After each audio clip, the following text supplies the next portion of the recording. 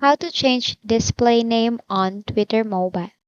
Hi, for today we are back again to our quick and easy video tutorial on how to change your display name on Twitter mobile.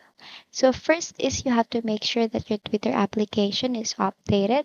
So all you have to do is to go to your Play Store and type in Twitter.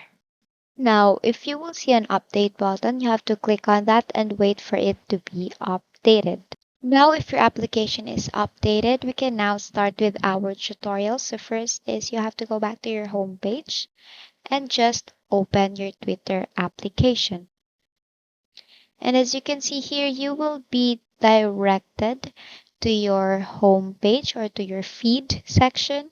You will see all the tweets there, and on the upper left corner, you will see your profile there. Click on that and just go to profile. Now this is you will be directed to your profile page or your profile page. And here on the left part you will see edit profile. You click on that and then you can see your name here, and basically you could change your name, any name that you want, let's say.